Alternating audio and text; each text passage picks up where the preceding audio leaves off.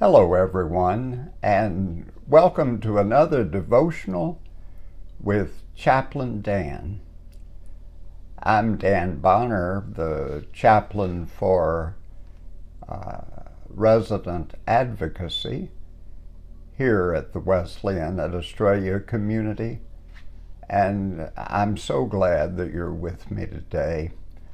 I want to talk about a topic that grows out of the Scripture's account of how we are to deal as God's people with serious challenges.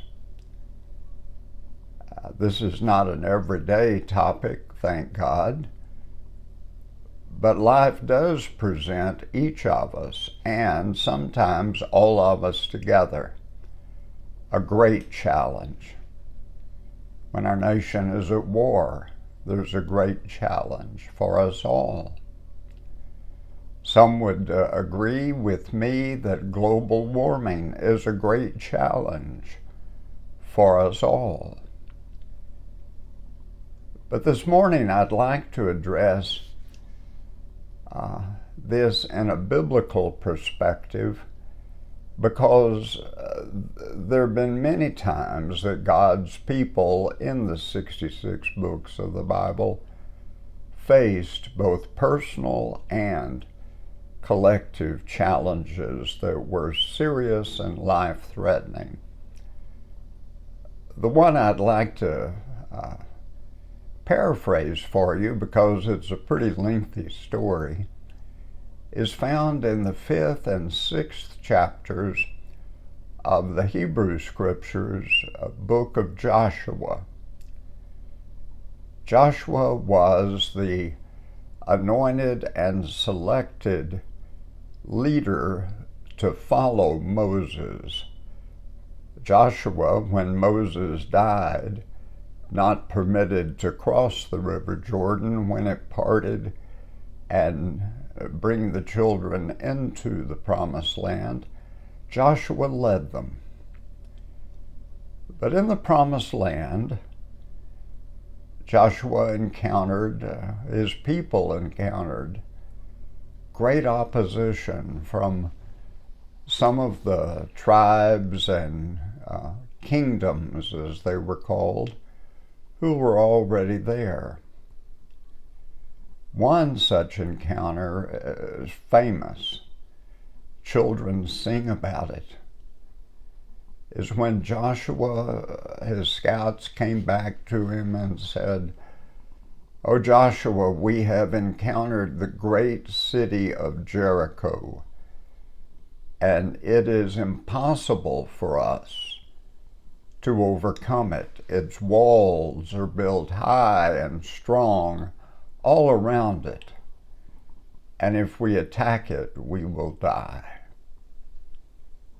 Joshua, as the faithful leader of the Lord for God's people, sought the Lord's guidance about this, and the Lord said, if you want to read this in the 5th chapter of Joshua, the book of Joshua,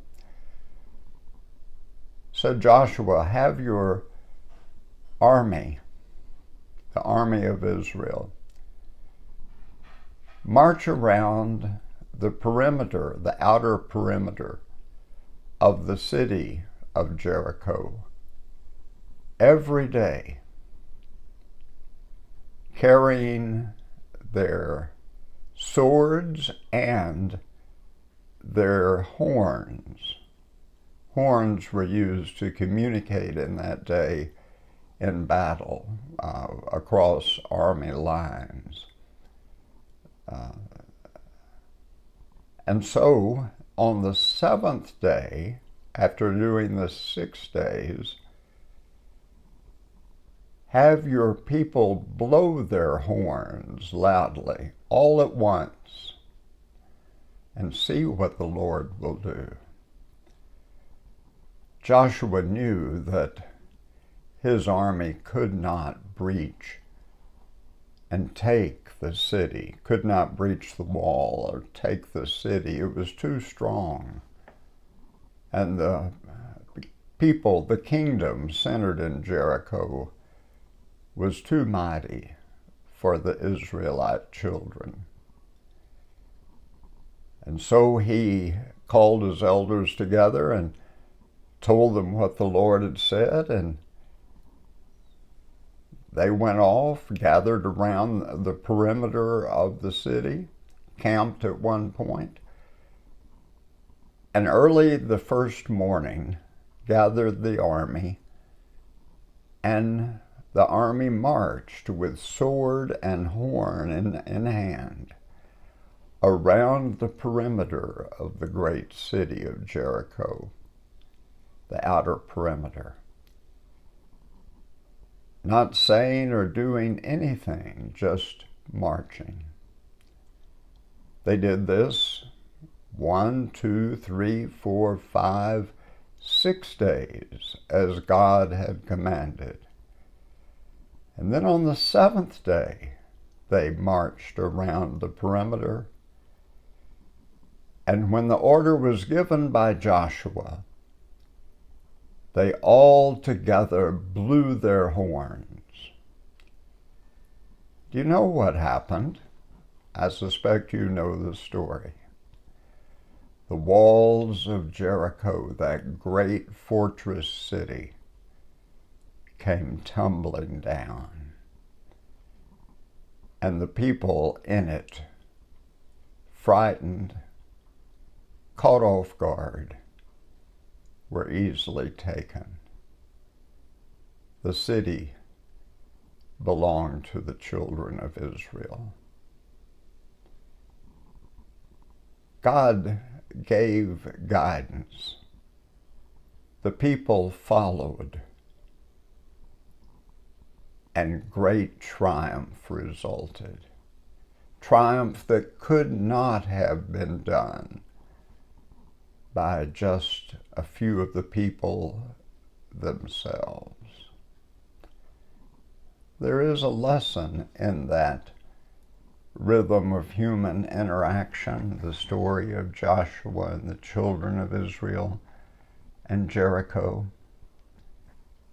There's a lesson for us when we encounter big problems.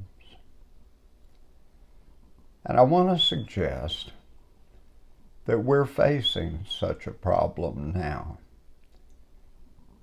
I have no more wisdom about this in human terms than any of you. But I feel somehow called of the Lord to say today that as this Nile variant becomes so widespread of the coronavirus in this country, let alone around the world, but in this country, let's focus just now on this country, and in Williamson County, we're now a condition red. That means the highest level of alarm about infection. Our hospitals are full. The crisis is upon us. And I want to bring this down to the Wesleyan community specifically. We, residents and staff people, have heard so much about the vaccines that are given. And many, I being one, have readily had myself vaccinated. You have too, many of you. But there are a number of us who have so far chosen not to be vaccinated. I don't know how many. But I do want to issue a plea, sort of like a directive that Joshua gave to his army as they circled the city of Jericho. pick up your phone after praying about this and call our Officer of Compliance, Kelly Getz, a delightful part of Wesleyan's leadership. Call Kelly and say, Kelly, I've been thinking about this, I've been praying about this, and I have decided to stop resisting and to take the vaccine to protect, yes, myself, to protect my loved ones and those close to me, but also to protect the Wesleyan community. I appeal to you as one voice today. Call Kelly. Her phone number, if you'd like to write it down, is 512-635-8634. 512-635-8634. She's given me encouragement, permission to share that number with you. It's the direct line to her, and she has vaccine on hand, available, and she is eager at a convenient time and place to give you the vaccine. Please, please, blow your horn like the children did against the city of Jericho. And let's together see God work to have the walls of this virus come tumbling down. Thanks for being with me today. I hope you will help overcome this great dilemma. And for those who know, God is able. And the truth is, Wesleyan community, we know that. We're built on that. Now, let's live, all of us together, on that truth. God bless you for being with me today. This is Chaplain Dan, and I hope to see you again soon.